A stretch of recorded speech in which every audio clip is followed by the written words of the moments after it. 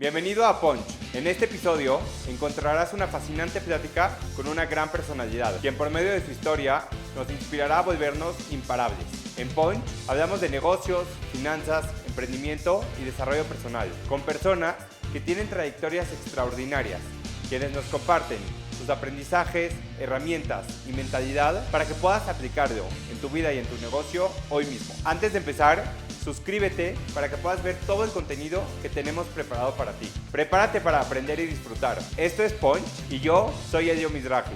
¿Qué onda, Puncher? ¿Cómo estás? Bienvenido a un episodio nuevo de Punch. Hoy estoy emocionadísimo por el episodio que tenemos porque es un episodio que he trabajado mucho tiempo, he planeado como todo lo que vamos a vivir en este episodio. Así que, Bárbara Tijerina, ¿cómo estás? Bienvenida a Punch. Por fin lo logramos. Bárbara Tijerina es una experta en comunicación no verbal y comportamiento humano, enfocada en transformar la manera en la que las personas se relacionan y se expresan más allá de las palabras. Estudió Administración de Empresas, cuenta con una maestría en Gestión de Recursos Humanos por la Universidad de Anáhuac y un máster en Comportamiento no verbal por el Instituto Behavior and Law en Madrid. A lo largo de más de 15 años, Bárbara ha estudiado y entendido profundamente cómo el cuerpo, la voz y los gestos revelan lo que las palabras muchas veces ocultan. Con ese conocimiento, ha asesorado a figuras públicas, candidatos a la presidencia, legisladores, emprendedores, conferencistas, ayudándoles a comunicar con mayor congruencia y credibilidad. Es autora de 2 libros bestsellers, Lenguaje sin Palabras y El Poder del Lenguaje sin Palabras, donde explora la autenticidad como herramienta de liderazgo y conexión real. Su misión es clara: ayudar a las personas a conocerse mejor a través de su propio cuerpo, leer a los demás con precisión y comunicar con una presencia que no se finja, sino que se construya desde adentro. Bárbara es mamá, esposa, creadora de contenido y una mujer que nos enseña a persuadir y a conectar mejor con los demás. Pues Bárbara, tienes una trayectoria increíble, bienvenida, gracias por estar aquí. Gracias, pues muy divertido. Todo lo que ibas diciendo, dije, ay, qué divertido es todo eso, la verdad. Buenísimo, y como siempre en todos los episodios tenemos esta sección de preguntas para romper el hielo, llamada 5D. Son 5 preguntas rápidas, cortas, aleatorias, lo primero que te llega a la mente, ¿va? Bárbara, en una palabra, Bárbara. ¿qué es lo que más admiras de ti misma? Mi tenacidad, ¿Tu momento favorito del día? el salir a caminar. ¿Quién es la personalidad que más admiras por su lenguaje no verbal? Sin duda el presidente Obama. ¿Qué es lo más fuera de tu zona de confort que has intentado en los últimos meses? Ay, es así, no sé, pero creo que ahora que estoy entrando a asesorar en campañas publicitarias. Buenísimo. Bárbara, para empezar esta entrevista, en todo tu trabajo, en los podcasts, en los libros, hablas mucho de que el primer paso para entender el lenguaje no verbal es sentir, y sentir la comodidad, la incomodidad, para de ahí poder avanzar. Entonces, para tener estos conceptos claros, que seguro los vamos a estar usando durante toda la entrevista, cuéntame cuál es la importancia de sentir esta comodidad e incomodidad y cómo lo podemos sentir para poder avanzar. Es como volver a conectar con tu cuerpo. Yo empecé hace muchísimos años a dar clases de baile. Mi mamá tenía una academia de baile, de jazz y de tap. Y me tocó observar los cuerpos. Me tocó ver cómo, sobre todo las niñas, por ejemplo, cuando pasan de niñas a adolescentes, se empiezan a encorvar, se empiezan a empequeñecer. Y cómo conociendo tus ritmos, o sea, junto con el baile, a veces te sientes de humor muy fluido, a veces te sientes de humor como el tango, como un staccato así. Entonces, a fluir, a leer el cuerpo, y no hay una manera, no hay un lenguaje no verbal correcto que digas, este es el perfecto. Hay que modularlo según la ocasión. Y justo mi siguiente pregunta era alrededor del baile, porque una de tus grandes pasiones has contado que pues es el baile. Ahí todavía no estabas metida en todo el tema del lenguaje no verbal, pero ¿qué fuiste aprendiendo que hoy que pues ya conoces a perfección este tema, lo puedes aplicar? A conocer primero tu cuerpo, ¿no? Hasta dónde, tu extensión, tu flexibilidad, tu ritmo, escuchar el cuerpo. Siento que ahorita como que caemos en unas rutinas de haz esto, regresa a esto, a esto a estas horas, y nos vamos volviendo como rígidos. Veo muchas personas con los hombros, con el pecho hundido, los hombros caídos, las sonrisas falsas. Me parece terrible todo eso.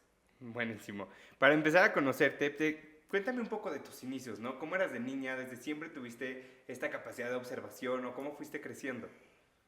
Fíjate que me tocó, voy a empezar a hablar como viejita, pero me tocó otra época. Me tocó la época de papás que trabajaban, los dos, y que no nos cuidaban tanto. Como yo ahorita me tocó cuidar a mis hijos. ¿Ya dónde vas? ¿Y a qué horas llegas? Y avísame. A mí mi mamá nunca me dijo avísame cuando llegues. Jamás. Entonces, y además éramos 5. Entonces, creo que yo aprendí a cuidarme sola y me volví hipervigilante. O sea, cuando nadie te cuida, te cuidas tú. Entonces, por ejemplo, mis papás estaban en Monterrey y me dolía la muela. Y agarré mi bicicletitita, imagínate las de rueda chiquita, y me fui al dentista. Atravesé Revolución, atravesé Insurgentes, o sea, de 6 años te estoy diciendo. Llegué con el dentista, me duele la muela, me vio, y al final sale y me dice, oye, ¿y tu mamá? Dije, no, me vine en bici, está en Monterrey. O sea, no lo podían creer, pero sí me pasó que como no me cuidaban, yo tenía que cuidarme muy bien. Al grado que cuando iba en la universidad, por ejemplo, me invitaba a salir un chavo y yo le decía, oye, qué pena, pero dice mi mamá que a las 11 en mi casa. Me decía, ¿a las 11? ¿Por qué a las 11? No, es que mi mamá es tremenda. Mi mamá estaba en Cocoyoc, no tenía la menor idea, pero o me cuidaba yo o me cuidaba yo. Me encanta. Y decides estudiar administración de empresas en el ITAM. Cuéntame cómo se va viendo todo este camino, ¿no? ¿Por qué tomas esta decisión y cómo se ven tus primeros Si pasos? vieras cómo la decidí. A ver, platícanos. No. O sea, yo iba, mi área era físico-matemático 100%. Entré a la Ibero a ingeniería industrial. Pero en ese entonces entré a trabajar a un programa en Televisa que se llamaba Ritmo Vital, Okay. que era de aeróbics y de ejercicio. Combinado con tu pasión del baile, ¿no? Que ya tenías. Bueno, me regañaban porque era la época de los aeróbics tipo Jane Fonda, no sé si ubicas los calentadores. Con los calcetines. Y entonces era así como el principio de los aeróbics y yo bailaba, entonces de repente me decían, no bailes, pero bueno, entré en eso y no me daba tiempo de ir a la Ibero y a la Ibero la otra, la lejos, y luego a Televisa. Entonces me cambié al ITAM, ahora sí que por comodidad. Y en esa época había 5 carreras. Era matemáticas aplicadas, no. Economía, no. Ya sabes, así fui descartando y entré a administración de empresas. ¿Y te gustó? Me gustó, me encantó. Tenía una beca y tenía que tener 9 de promedio. Salí con 9.6 del ITAM. Y el ITAM. Y brincaba en Televisa. Pero yo me sacaba 8 y lloraba y todos me decían, ¿por qué lloras con un 8? Y yo, por la beca. ¿Y de ahí qué sigue? ¿Cómo vas construyendo tu carrera profesional? De ahí de la administración de empresas, la verdad es que sí, me gustó muchísimo el ITAM. Me encantó filosofía, o sea, estos libros de ideas y problemas del ITAM que todos, a mí me fascinó, Aristóteles, Sócrates, y me fascinó eso, todo lo que es recursos humanos, el manejo de la gente me pareció fascinante. Y después seguí con la academia de baile, ponía coreografías para algunos comerciales de televisión. Y después me metí a estudiar a la Náhuac, ya en Querétaro, y para recibirme de la maestría estudié un diplomado en inteligencia emocional en la educación. Eso me voló el cerebro. Y dentro de eso había un módulo que era lenguaje corporal. Y fueron como unas 8 clases y dije, wow, quiero más, ¿quién me puede dar más, por favor? Entonces ya lo tuve que buscar yo, fui a España, fui a Nueva York, y sigo estudiando siempre. El año pasado tuve la oportunidad de irme a Harvard a estudiar lenguaje corporal y ahora este año me voy a ir en mayo a Nueva York a tomar un curso con Esther Perel, no sé si la conoces. Claro, solo. O sea, para mí lo que más me gusta es siempre tener así como, ay, viene un curso, o sea, me encanta aprender. ¿Qué fue lo que te llamó tanto la atención del lenguaje no verbal? Porque si bien pues estudiaste una maestría entera, ¿por qué esos 8 módulos o esas 8 clases hicieron que tus ojos se abrieran y que te quieras enfocar ahí? Porque me parece interesantísimo el estudio de las emociones. Porque al final eso es lo que ves en el lenguaje no verbal. O sea, yo no puedo saber qué estás pensando. No hay manera, ¿no? Aunque algunos digan que sí, no hay manera. Pero sí puedo saber cómo te sientes al respecto. Puedo decir, este tema le está aburriendo, este tema le está gustando, O sea, en el brillo de los ojos, en el parpadeo. Tuve, por ejemplo, Shark Tank. El que deja de parpadear es el que va a invertir. ¿Por qué? Porque está interesado. Pero te estoy hablando de Shark Tank, pero también, por ejemplo, en la pandemia, en las clases, que fue un reto para todos, para maestros y para alumnos. O sea, que te prendan la cámara y puedes ver si están ya recargados así, es que pues ya no te están poniendo atención. Si están así, pero con el celular viendo, o sea, todos hay que estar al pendiente para ir movilizando tu plática. Y cuéntame, ahora sí, para las personas que nos escuchan y no tienen todo el contexto, ¿qué es el lenguaje no verbal y cómo lo describes? Todo lo que no sean palabras. Las palabras es el lenguaje verbal.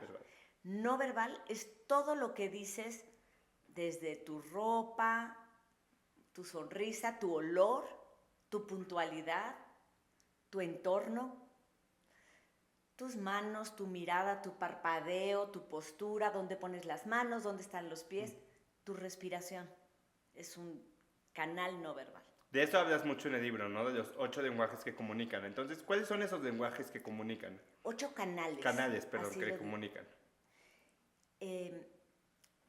Todo, a ver, empiezo por el rostro, ¿no? Cuando quieres saber cómo se siente alguien, pues generalmente volteas a ver a la cara, ¿sí? Está contento, está triste, pero ese canal también es el más manipulable.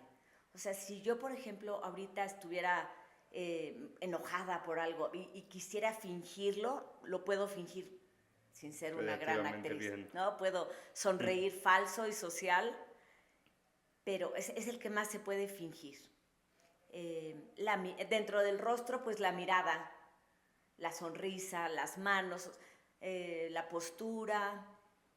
Hacia dónde diriges la mirada, oculesia, también dice hacia dónde tienes tu interés. O sea, si tú ahorita estamos platicando tú y yo y de repente veo que estás volteando a ver para allá, es que estás nervioso con que el cable ese no se desconecte. Entonces, puedo saber en dónde tienes la mente. Y creo que de todos esos, ahorita el que más me trae así encantada es la voz. Creo que es el más difícil de fingir. Creo que es el más auténtico. En el tono de voz puedes saber cómo se siente alguien, ¿no? O sea, oye, te invito a mi podcast, y cómo te responda en la voz. O sea, por eso los mensajes escritos, ahí pierdes un montón de información. Un Zoom, una llamada, quiero saber el tono de voz con el que invitas y con el que te contestan. Y de hecho ahí es la capacidad de observación, que a lo mejor y tú le marcas por teléfono a algún conocido, a algún familiar, y solo con escuchar el primer hola, ya puedes saber, ¿no? Qué es lo que le está pasando, cómo se siente. Sí, por ejemplo, ahorita está, creo que le llaman dry texting, así he visto varios artículos, de cómo preferimos los mensajes, porque nos da flojera hablar. Preferimos el mensajito y palomita, check, ya resolví. Pero el alivio emocional, ya no digas que para quedar, para un podcast, el alivio emocional a lo mejor de una hija de hablar con su mamá, hablar en lugar de escribir, cambia por completo. ¿Y cómo podemos empezar a trabajar estos canales, ¿no? Que no comunican para poderlo mejorar? Porque tú hablas mucho también de la parte de ser auténtico, de comunicar pues lo que eres, lo que quieres transmitir a los demás, pero también hay un tema donde si tienes cosas que mejorar, ¿de qué forma las puedes trabajar sin perder esa autenticidad que te hace único?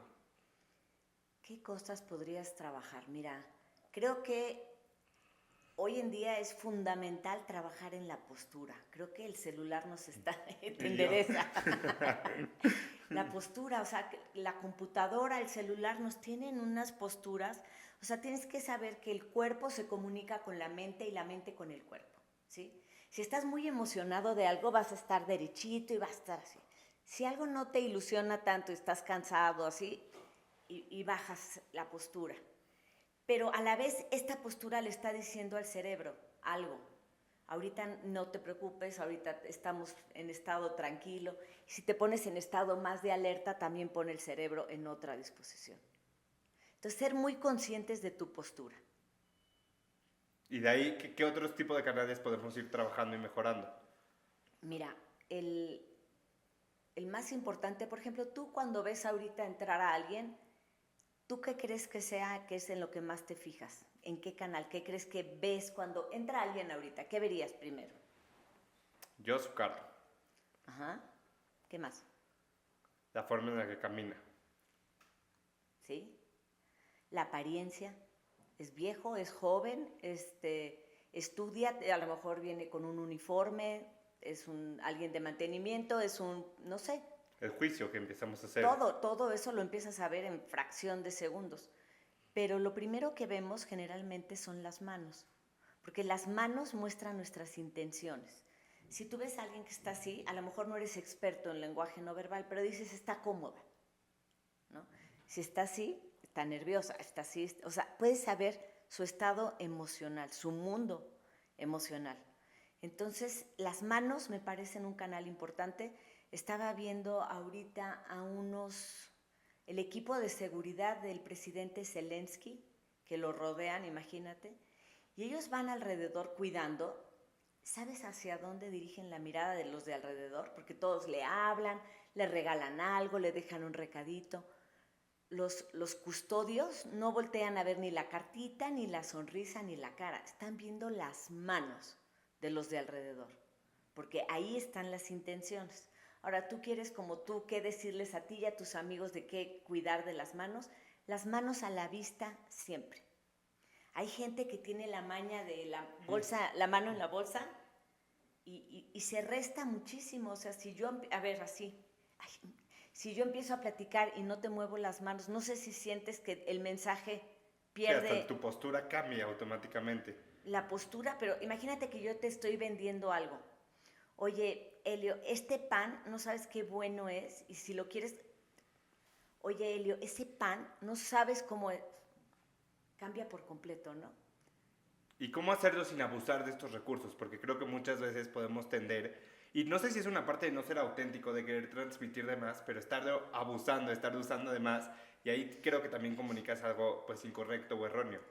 Fíjate que yo no me ha tocado ver a alguien que lo haga de más. Lo que me ha tocado ver mucho es gente que la tiene coreografiada. Okay. O sea, que alguien le dijo, cuando digas esto, pon las manos así, y cuando digas esto, pon la mano así, y se ve falsísimo. Porque los movimientos de manos van un poquitito antes que la palabra.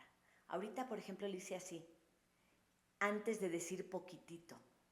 Porque no lo pensé, o sea, es parte de la autenticidad. Ahora, entre los que hacen interrogatorios y ven a criminales y eso, se ha visto que el movimiento de manos se asocia a la credibilidad. La gente cuando miente está tan preocupada creando una historia que difícilmente la va a lograr acompañar con movimientos de manos. Si tú te pregunto algo, a ver, ponme la computadora ahí en la mesa, por favor. Si te pregunto algo que te apasione, no sé si tú juegas tenis o juegas golf. Correr. ¿Has corrido un maratón alguna vez? ¿Cuál maratón corriste? Corrí de San Diego. ¿Hace cuánto? Hace 1 año y medio. ¿Y cuál fue la peor etapa del maratón? En el kilómetro 36 hay una subida. Cuando ya estás out, cuando ya estás cansadísimo, de repente te ponen ahí la subida. Ajá. Ese fue el peor reto. Okay. Sí. Si te estoy platicando y te estás acordando porque lo viviste, lo sudaste, la mano la tienes que mover. O sea, si me preguntas a mí de cuando nacieron mis hijos y cómo se veía, o sea, las manos no las puedo tener quietas. Sí, no las puedes guardar en tu bolsa porque estás comunicando algo erróneo. Entonces, si estás vendiendo algo y tienes las manos en la bolsa, ya perdiste. A mí me pasa mucho que yo trabajo de manera remota y me cuesta mucho conectar con las personas más allá de la computadora y del cuadro que estás viendo. Muchas veces ves cómo hasta sus ojos, ¿no? Se están yendo a otra computadora, de repente el lente brilla más cuando sabes que estás proyectando algo incorrecto. Entonces, ¿de qué manera puedes conectar con las personas de manera remota y hablando en temas de trabajo, ¿no? Para poder sacar mayor provecho a estas relaciones. Mira, es importantísimo cuidar los detalles en la comunicación digital, que por cierto lo tengo aquí, porque hay una historia de una escritora que iba a hacer su novela, la iban a hacer en Netflix, y ya tenía una productora para hacer la película. Y le dijeron, oye, por favor escucha a esta nueva productora para hacer tu película. Dijo, bueno, con mucho gusto. Y era pandemia, prende la computadora, ya sabes, se pone los aretes de la buena suerte. Y de repente la otra persona nunca prendió su cámara. Y ella estaba así y me dice, es que, a ver, yo estaba dispuesta a entender si me decía, perdóname, traigo una muela hinchada, ¿no? No sé, el cachete hinchado, un ojo, perdóname que no prenda la cámara, pero ni siquiera le dijo, perdóname que no prenda la cámara. ¿Cuál es el mensaje cuando tú prendes tu cámara para ver a alguien? Sí, me importas, te quiero ver, te quiero conocer. Exacto, me importas. Entonces, por favor, prendan la cámara, no coman y no tomen, aunque tengan mucha sed, de preferencia no estar ni comiendo ni tomando, a menos que ya no aguantes más. Cuidar mucho la iluminación. Es horrible estar platicando con alguien en Zoom y tener que hacer un esfuerzo para verlo, la iluminación. La distancia. Esta es la distancia con tu computadora. Hay gente que se pone así y es como una intromisión, ¿no? Cuando tienes la pantalla y la cara de la persona ahí. Cuidar la apariencia. O sea, ya sé que es un Zoom, pero se agradece. Ponte perfume, no te van a oler, pero tú te vas a sentir mejor. Algo que a mí me pasó es que antes, por configuración de mi Zoom, mi cámara era la que yo veía. Yo me veía a mí en grande y veía a la persona con la que hablaba en chiquito. Y después de un tiempo dije, ¿pero por qué? Si yo estoy hablando con Bárbara, yo no me estoy viendo a mí y a ti te veo en chiquito, ¿no? Y cambié esa configuración y me hizo conectar muchísimo más con la persona. O sea, realmente verla, como tener más espacio de observarla y no estar tan preocupado por lo que yo estaba haciendo en la cámara. Bueno, sabes que aumentaron el número de cirugías plásticas porque además, pues, evidentemente te estás viendo más y dices, ¡ay Dios! Empiezas a ver todos tus defectos y estás distraído. Creo que ahorita lo que me parece bien importante es trabajar en la presencia. Presencia que implica un montón de cosas. Y una de ellas es estar presente. O sea, y eso lo podemos ver, o sea, lo ves en la mirada. Estar presente es estoy aquí, en este momento único, con las preguntas, aprender algo nuevo, que si estoy a la vez en otra cosa, ya, tu presencia no va a ser igual. No hay una segunda oportunidad de causar una buena primera impresión. ¿Y se vale cambiarla? Claro, sí se vale. Y a veces dices, no, o sea, necesito echarle más ganas para la próxima. Me pasa mucho, ¿no? Que vas a una entrevista de trabajo y estabas nervioso, estabas preocupado porque el coche lo dejaste mal estacionado y no estuviste presente de tiempo presente. No hay una segunda oportunidad, a menos que a veces sí.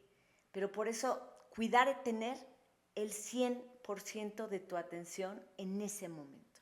¿Qué porcentaje de nuestro lenguaje no verbal comunica al final de cuentas si vemos un 100%? ¿Cuánto peso tiene esto de lenguaje no verbal? Bueno, esta es una regla de Mehrabian y los porcentajes siempre son subjetivos en los comportamientos. Pero lo que él dice es que de todo lo que vas a comunicar, la gente se queda solo con el 7% de las palabras. O sea, tú vas a dar un discurso, por ejemplo, y tienes tu discurso por escrito, y le borras, y le cambias. Ay, no, ahora voy a decir esto. Al final, la gente va a decir, oye, ¿cómo lo viste? Lo vi contento, lo vi entusiasmado, lo vi convencido, lo vi muy inseguro, lo vi muy nervioso. Y eso lo da 7% las palabras, 55% tu voz, tu ritmo, tu emoción, ¿sí? El tono es alto, es bajo. Y el resto del lenguaje corporal. A mí me pasa que yo escucho todos los podcasts, todo lo que estoy escuchando lo escucho en 2x o hasta en 2.5 para poder avanzar más rápido. A veces siento que necesito ejecutar más rápido y me pasa mucho cuando recibo un feedback es hablas muy rápido. Y el hablar rápido, según mi mente, aquí tengo a la experta para que me diga qué tan real es eso, ya me acostumbré mucho a escuchar esto de muy rápido y siento que tengo prisa, ¿no? Que tengo que avanzar. El hablar rápido se asocia también a la o sea, a que eres competente. Cuando sabes y dominas un tema puedes hablar muy rápido. Pero el hacer las pausas, para la gente que lo escucha, es darle mucho más fuerza a tu mensaje. Este episodio es presentado por Adding. Adding es una plataforma de negocios pensada para fundadores, emprendedores y directivos que quieren llevar sus negocios al siguiente nivel. Con programas en vivo enfocados para ayudarte a escalar tu empresa, levantar capital, adoptar inteligencia artificial, mejorar tu sistema de adquisición de usuarios, growth, retención, producto y mucho más. Todo guiado de los mejores fundadores, inversionistas y operadores de la región, que han escalado de las empresas más grandes de Latinoamérica y hoy están listos para compartirte todo ese conocimiento para que lo puedas aplicar en tu negocio. Además, con un solo pago tienes acceso a diferentes programas en vivo, herramientas de updates y accountability para que puedas medir tu progreso, una biblioteca con contenido exclusivo para que puedas ejecutar en tu negocio, comunidad, networking, eventos en vivo y mucho más. Si quieres crecer con estructura y rodearte de las personas correctas para poder escalar, entra a addingapp.com y prueba 14 días gratis la plataforma para que puedas llevar tu negocio al siguiente nivel. ¿Cuándo vale la pena hacer esas pausas? Nadie te lo va a decir, lo tienes que sentir tú dependiendo del discurso. O sea, a los políticos se les da un discurso en el que se les subraya con rojo, pon énfasis en esta palabra, levanta la voz aquí.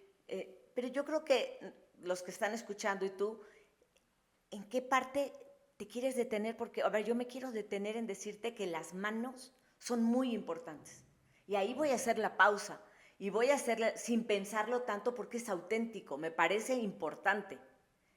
Entonces, en un discurso tienes que hacer esas pausas y darle esa importancia a lo que consideres importante. Y eso también te hace conectar mejor, ¿no? Que la gente escuche mejor ese mensaje y lo pueda procesar pues, de una mejor forma. Claro, la gente lo agradece. De hecho, ahorita, fíjate que me ha pasado mucho gente que habla en un tono así y que no cambia, entonces lo que te quiere.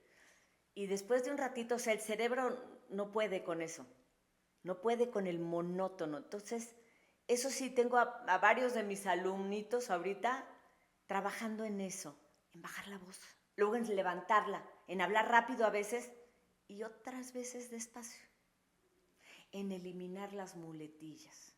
Eso es muy importante, porque el que trata de rellenar los vacíos con eso, o sea, su mensaje pierde muchísima. ¿Sabes que a mí me pasa en la edición de los reels que vamos a subir? Siempre que vamos a subir alguna idea, tengo que cortar alrededor de entre 8 y 12 en un video de 2 minutos, porque es justo lo que los invitados están haciendo como... Y creo que también es un tema que están pensando que van a comunicar, pero el otro día dije, qué impresionante la cantidad de y que tuve que cortar de un reel de 2 minutos. Eso en vivo y con la gente cambia tu autoridad, tu dominio de lo que estás hablando. Es difícil porque a veces estás hablando, estás nervioso, no encuentras la palabra y lo rellenas con Es mucho mejor un silencio. Se agradece. Y ahorita que hablábamos de esta primera impresión, ¿cómo podemos generar una buena primera impresión? Mira, creo que lo más importante, y esto va a ser para el libro 3, es trabajar con tu mentalidad. O sea, porque me preguntan, oye, voy a una entrevista de trabajo, ¿qué me pongo? ¿No? Lo primero. Sí, es importante que te pones, definitivamente es importante, sobre todo que estés cómodo, ¿no? Si no te sientes tú con lo que te vas a poner, no te lo pongas. Tenía una chava que le estaba asesorando y me dice, ¿cómo ves mis tacones para la entrevista? Le digo, oye, ¿tú sabes unos tacones así? ¿Tú regularmente caminas con esos tacones? Me dice, no, nunca. Mejor unos con los que ya hayas caminado y te sientas bien, pero no hay reglas. Es como un vestuario hecho. El del lenguaje no verbal es como para cada quien.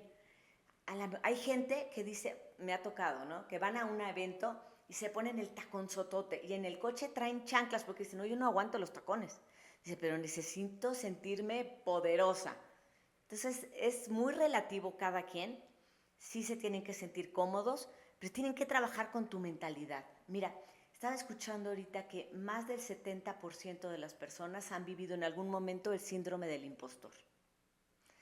Y lo más curioso, ¿sabes a quiénes les da el síndrome del impostor? ¿A quién? A los más capaces. O sea, los que no son capaces además son seguros algunos, pero eso me parece importante porque si tú empiezas con la mentalidad de, híjole, es que seguro van a escoger a alguien más, no, es que yo no creo estar tan preparada, se va a notar. Y se transmite en tu voz, Y en tu vestuario. se transmite. El otro día estaba viendo un video de un cuate que estaba vendiendo algo y no lo vendió. Estaba viendo el video, no lo vendió y el producto era bueno. El cuate se veía incomodísimo. Traía una camisa que le picaba y un saco que no era de él. Y el que le va a comprar, tú no sabes, oye, es que esa playera no le gusta, ese saco le aprieta. Nada más lo ves incómodo. Perdió la venta. Entonces hay que trabajar todo lo que te esté estorbando mentalmente, trabajarlo. A ver, estoy preparado, he estudiado para esto. O sea, trabajar con tu mentalidad. Y creo que ahí se vuelve también una bola de nieve que si la primera parte que es tu mente no está fuerte y no te sientes poderoso, tu voz va a estar temblorosa, tus manos van a estar temblando, tus piernas van a estar temblando, tus manos no te vas a poder expresar de una mejor forma, ¿no? Así es. Entonces, tratar de trabajar con la mentalidad primero, con lo que crees, con la preparación. Lo bueno del síndrome del impostor es que te hace estudiar más y eso... Siempre es bueno. Eso siempre es bueno. Entonces, porque el otro día me tocó un cuate con extrema seguridad, era un político y tenía que presentar un discurso y le dije, oye, vamos a practicarlo. No, yo soy buenísimo para improvisar. Dije, híjole, ok, le fue fatal. O sea, no hay mejor improvisación que la planeada. Me encanta. Hablando en el tema de venta, en Punch tenemos muchos emprendedores que nos escuchan y creo que uno de los principales problemas que tenemos los emprendedores es no saber comunicar. Y cuando a lo mejor tienes un productazo, sabes lo que estás haciendo, tienes buenos números, pero si tú entras a un Zoom, a un pitch y no sabes transmitir lo que estás haciendo, probablemente no te van a entender, no te van a comprar, no te van a invertir. ¿Cuáles son estas claves que como emprendedores podemos seguir para poder vender mejor y transmitir mejor nuestros negocios? Pues lo primero es preparación, o sea, conoce el producto, conoce el mercado, ten los números, ¿sí? Preparación. Mira, hay un estudio que hizo Susan Fisk que dice que cuando ves a las personas así de entrada, el 82% de lo que vas a detectar de ellas va en dos sentidos. O es cálido o es competente. Te lo voy a poner, ella lo pone en una gráfica, ¿no? Calidez, competencia. Y hay ciertos movimientos que te hacen distinguirte. Haz de cuenta que si llegas, saludas, volteas a ver, sonríes, la cabeza la haces de lado, el tono lo haces amable, ya te pones más en el lado de la calidez. Si llegas y avientas números y somos el porcentaje de tanto y el tercero en no sé dónde, la balanza se va a inclinar más hacia la competencia. ¿A qué le tiramos? Al carisma. El carisma es ser cálido y competente. ¿Y eso se aprende? Eso se aprende y se valora. O sea, así como te lo estoy platicando a ti, Helio, así ya en esta gráfica, ¿en dónde te colocas tú? ¿En el área de calidez o en el área de competencia? En la competencia. Bueno, pues estos, por ejemplo, hay un cuate que vendía un producto en Amazon que se llama Ring. Las cámaras. Las cámaras. Él cuando fue a Shark Tank no se lo compraron. ¿Por qué? Porque él traía todos los números, llegó, no los volteó a ver, no sonrió, miraba el piso, estaba tan enfocado en dar los números, así, nervioso. Y sí los dio los números bien, pero nunca conectó. Salió de ahí, no le compraron nada. Y se puso a estudiar y él dice, es que por favor, todos estudien. Mientras no sepas expresar lo que estás vendiendo, nadie te lo va a comprar. Y entonces lo puedes ver ahora que luego incluso él fue uno de los Sharks. Y ves todo el cambio, cómo se sienta, cómo se coloca. Tienes que pensar que tú transmites. Si tú estás nervioso, vas a transmitirle esos nervios al de al lado. Si tú le estás vendiendo un producto y estás nervioso, con ese nervio se lo dejaste al que te va a comprar. No, y muchas veces nos pasa que aunque seas muy competente, te enfocas tanto en esta parte de la competencia, de los features, de los números, que hasta vas más rápido, no haces las pausas, no te enfocas en conectar, en entender si está en un momento digno de invertir o no, y hasta pierdes la relación, ¿no?, con esas personas. No escuchas. Un vendedor que no escucha ya perdió. Ahora, el otro lado tampoco está padre. El ser muy cálido, porque eres buena gente, porque entonas, porque haces la cabeza de lado, porque mueves tus manos. Y la gente que es excesivamente cálida y no da muestras, puede saberlo todo, pero no da muestras de competencia, Es la típica que tienes una reunión y la cancelas. Ahí es buena gente, ¿no? Entonces tampoco está padre ser 100% cálido. Entonces hay que irle encontrando en estas personas, oye, yo necesito trabajar en mi calidez.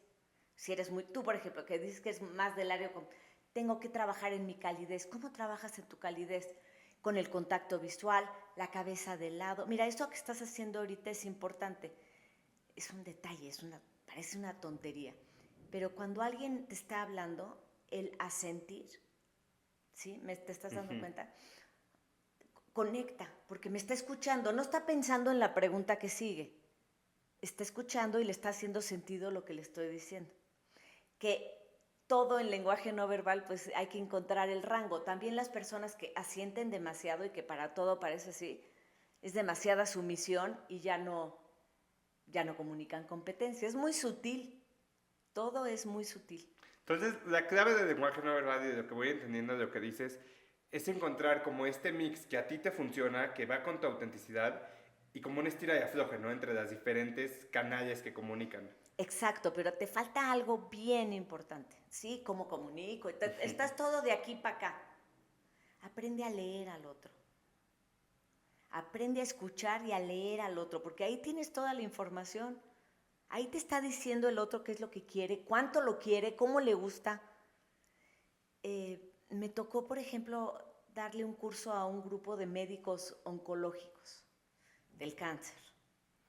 Y después de estudiar y las manos y el contacto, la sonrisa, o sea, cuando el médico le sonríe al paciente, se activa en el cerebro del paciente el área de la recompensa. O sea, fíjate lo que una sonrisa le puede dar a un paciente. Pero me decían, oye, y cuando llegue con el paciente, ¿lo abrazo? No lo abrazo. ¿Le platico? No le platico. ¿Le sonrío o no le sonrío? Ahí está la tarea.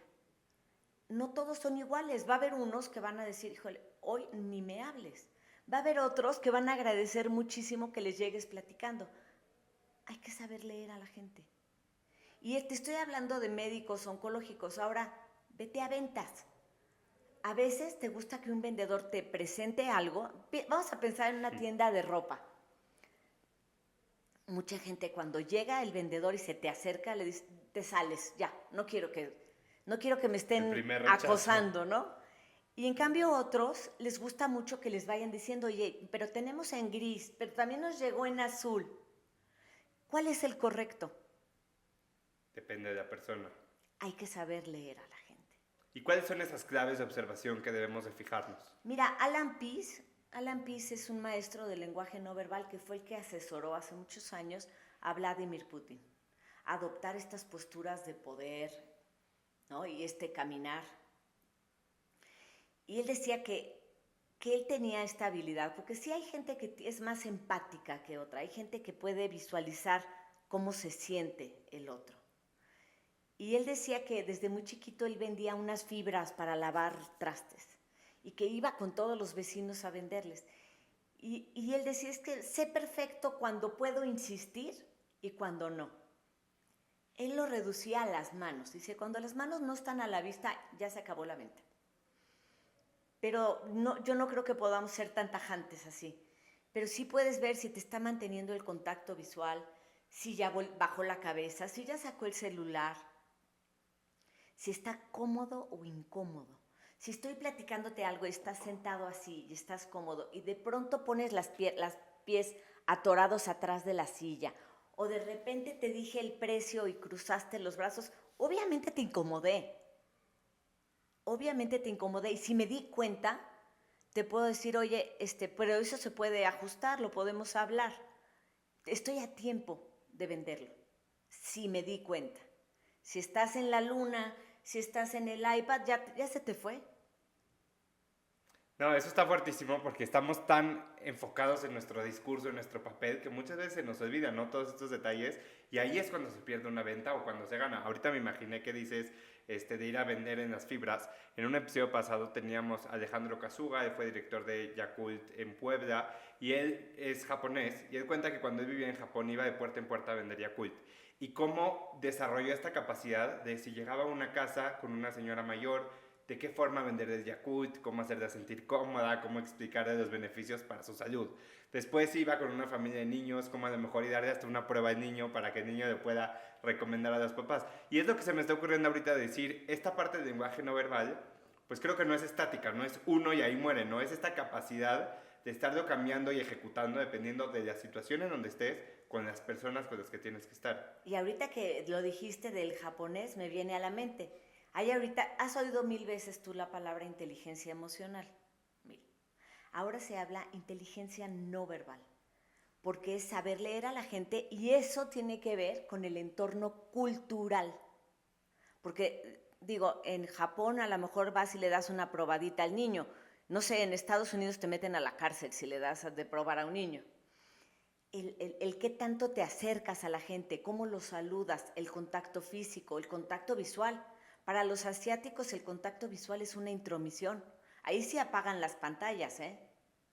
O sea, y vas a una conferencia y están todos agachados y viendo para abajo, porque estarte viendo es una intromisión. En cambio, en otras culturas, si no te ven, dices, oye, ¿por qué no me ve? Claro.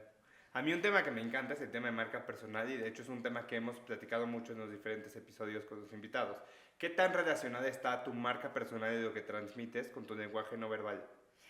Defíneme marca personal. Yo la defino como lo que dicen de ti cuando tú no estás. De tu reputación.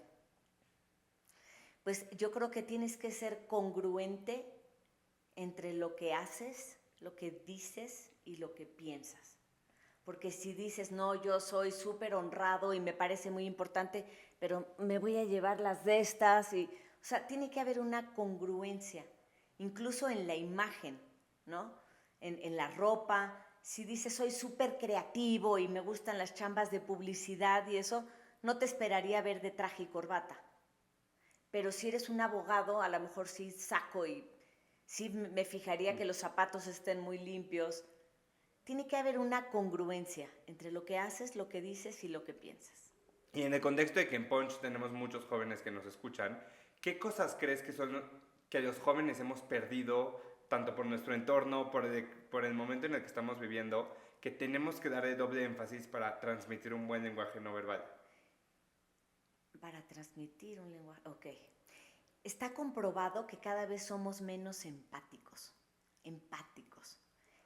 Yo cuando empecé a estudiar el lenguaje no verbal, yo lo que quería era cachar mentiras. Se me hacía apasionante. Lo cual no hay un comportamiento Pinocho con el que digas, está mintiendo, pero sí aprendes a detectar ciertos rasgos, ¿no? O sea, ¿por qué cuando te está diciendo algo hace tanto ademán y está exagerando tanto? Si fuera la verdad no tendría que exagerar. Y ahí vas aprendiendo.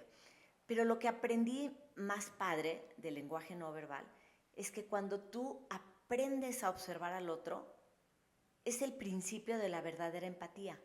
Porque dices, oye, es que está sonriendo, pero yo lo veo que está triste. O está enojado, pero no está enojado. Está preocupado. Entonces, creo que cada vez, o sea, no creo, hay cifras, somos cada vez menos empáticos.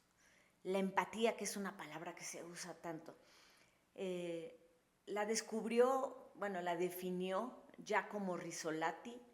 Yo digo recientemente, en 1996, ustedes van a decir que hace muchos años, y como lo descubrió es que él tenía varios changuitos y les puso unos sensores en la cabeza. Estaba viendo otra cosa, siempre es así son los descubrimientos.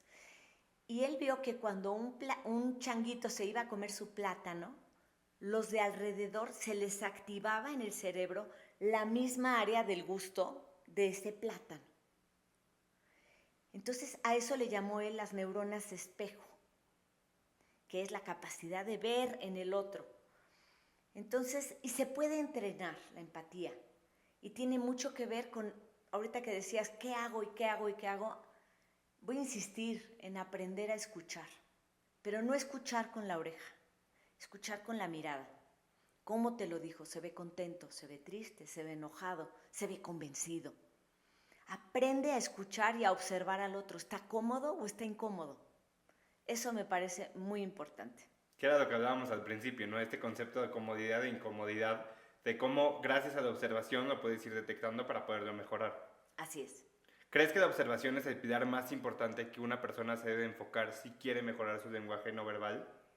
La observación y la atención. Creo que vivimos en un mundo muy disperso y las redes sociales ayudan mucho a eso, ¿no? O sea, vemos los videos y si dura 10 segundos, ¿no? Ya pásalo, ¿no?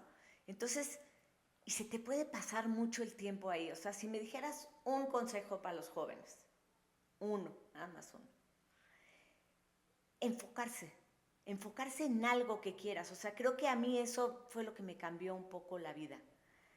Siempre me ha gustado estudiar, me ha gustado bailar, ahí vamos, la estudia. Pero de repente dije, yo quiero ser profesional en lenguaje no verbal. Y lo que voy a hacer, me lo dijo mi directora del Queen Elizabeth School hace muchos años. Ella decía, es que ¿por qué quieren estudiar para un examen un día antes? O sea, te vas a comer 36 bolillos un día antes o cada día te puedes comer, 31 del mes, o te vas a comer un bolillo cada día. ¿Qué prefieres? Uno cada día. Así es. Entonces, sé que es difícil, o sea, mis intereses han ido cambiando, o sea, imagen política y eso. Pero si te concentras, imagínate que tú a partir de hoy, te propones a partir de hoy, todos los días revisar media hora, no te estoy diciendo que dejes de estudiar, media hora el tema que más te importa, las finanzas, quiero saber algo nuevo de finanzas todos los días, 20 minutos hoy, media hora. Al final de mes, ¿cuánto vas a saber más de finanzas? Muchísimo. Entonces, así me pasó a mí. Yo empecé a estudiar lenguaje no verbal. Dije, diario. Dedicaba más de media hora, pero... Te fuiste clavando también, ¿no? Me fui clavando y haz de cuenta que aprendía. La gente cuando te quiere restar valor a lo que estás diciendo, levanta el mentón y te escucha así. Entonces lo veía con la descripción, qué músculos se mueven, y luego veía la mañanera y decía, bueno, aquí está, y le tomaba la foto, es que aquí está justo de lo que nos están hablando. Cada día un gesto, y lo iba estudiando y lo iba comprobando. Entonces, si algo puedo invitar a los jóvenes que tienen la ventaja de la edad, de la tecnología y eso, dedíquense media hora a lo que más les guste. Porque a veces, métete a TikTok, métete en Instagram, ¿cuánto tiempo se te puede ir? Sí, inimaginable. Después ves tu screen time y no tienes ni idea en qué momento estuviste tanto tiempo. ¿O qué tengo yo ahora de más por haber invertido ese tiempo ahí? Ni el abdomen en cuadritos, ni nada de eso. ¿Y crees que este tema de enfocarse hoy con tantas posibilidades, a mí me cuesta mucho trabajo enfocarme porque digo, es que quiero hacer esto, pero ya después quiero hacer el otro, pero tengo el podcast, pero tengo mi negocio? ¿Crees que sí deberíamos enfocarnos en una sola cosa, pensar en diferentes proyectos, pero tener uno principal, o cómo lo has hecho tú? Yo me clavé en el lenguaje no verbal, se me hizo fascinante y entre más me meto, más quiero saber y afortunadamente cada día crece, porque esto empezó con Darwin, 1872, que él decía que, a ver, te acercas, vas por la calle y te acercas a un perro y te saca el colmillo y te dice cuáles son sus intenciones, ¿sí? Y el ser humano es igual, muestra las emociones. Entonces, sí, tener el abanico de oportunidades que tienen ustedes, que son muchísimas, todo lo que puedes aprender, pero enfócate en algo. Fíjate que a mí me llama la atención, por ahí había un libro de un abuelito, que él decía, el abuelo, que cuando veía a los nietos lo tenía clarísimo, porque veía uno que el carrito lo volvía loco y hacía toda una vida con el carrito, y tenía otro que el balón, le pasaban el balón y se volvía loco, y había, el del carrito le pasabas el balón y le daban lo mismo. Y la niña también tenía la pintura y la veías que sacaba los colores. Y entonces los veía así el abuelo y dice, es que yo les quisiera decir, ¿cuál es su vocación? Cuando tengan 18 años van a estar vueltos locos de que ¿para qué soy bueno? Y yo aquí puedo ver perfectamente cuál es tu tendencia, qué te hace feliz, qué no te hace tan feliz. Entonces, si logras saber qué te hace feliz, enfócate ahí. Me encanta. Bárbara, pues hoy eres escritora, conferencista, estás en muchísimos podcasts, creadora de contenido, compartes mensajes. ¿Por qué crees que es tan importante que más personas se enteren del tema del lenguaje no verbal? Porque creo que puede hacer una diferencia en tu vida, en tus relaciones personales, en tu trabajo y en toda tu vida es una diferencia. Me encanta. Ya para ir cerrando, ya sé que ya dijiste ese consejo, pero siempre hacemos la pregunta obligada y la tengo que hacer, que la hacemos a todos nuestros invitados. Si pudieras dejar de un solo consejo a la juventud, ¿cuál sería y por qué? Pues voy a ser redundante con lo que te acabo de decir. Enfócate en algo y dedícale tiempo, atención a eso. Y eso va a ser un diferenciador en tu vida. Me encanta. ¿Qué viene para ti? ¿Cuáles son tus próximos retos? ¿Estás escribiendo tu tercer libro? Estoy escribiendo el tercer libro. Voy a asesorar ahora en una campaña publicitaria porque hicieron un anuncio de yogurt y el actor lo hizo bien y todo, pero hay varios gestos, microexpresiones que parece que le da asco el yogurt. Y aunque no seas experto en lenguaje no verbal, lo ves y no se te antoja el yogurt. Y el chavo está galán, el yogurt es bueno, pero se le filtraron unos microexpresiones de desagrado. Y creo que ahí también entra fingir lo demás, ¿no? Me encanta o no me encanta y me da asquito, ¿no? Cómo ser auténtico y estar en ese punto medio que es el que genera el valor. Pero piensa, ¿cuántos crees que cueste una campaña publicitaria? Y un microgesto puede tumbar esos millones.